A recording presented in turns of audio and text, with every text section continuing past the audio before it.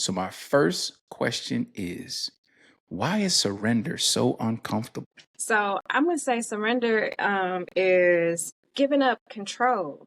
Like we all want some type of control, right? So when we don't have control, that makes us so uncomfortable. Like, even though we do believe wholeheartedly that he is going to come through, we do believe that everything that he says in the Bible is all the way legit. But when it comes to something that we can't see and that we can't touch, it makes us uncomfortable to put our trust into something wholeheartedly, to be honest, because we're all human.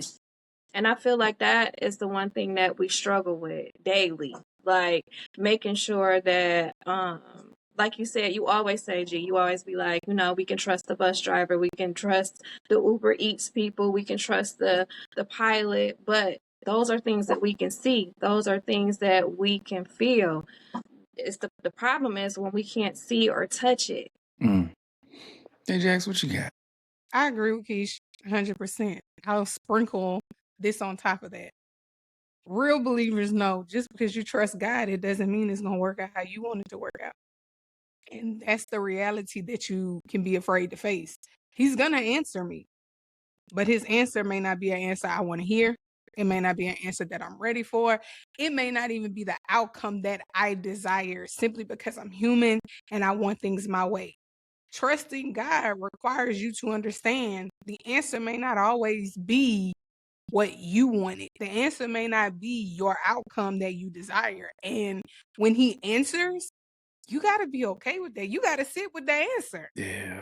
That's the hardest part.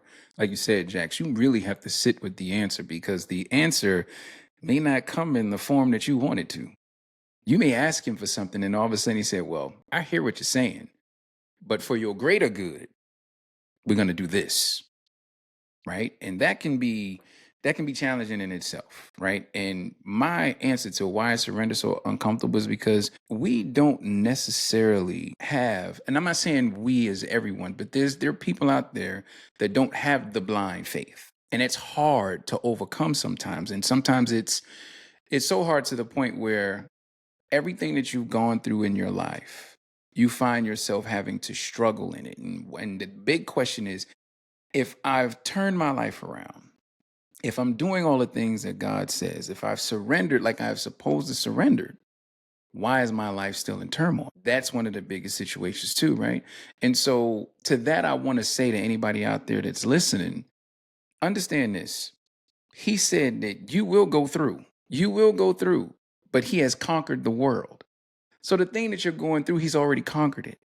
But you're going through because you got to be battle tested for those blessings that are on the way. So imagine this, and I want to. We say that all the time, but I want to give you perspective in saying that. Imagine getting all of the blessings you have right now 10 years ago. You would have blown it. Deep down in the truth, you know you would have blown it. The blessings that you have right now, everything right now, whether it's the money, whether it's you would have blown it because you wasn't ready for it. There is a time and place where the blessings come to you where he knows you're ready. But it takes a level of blind faith. You got to get there in order to receive those blessings.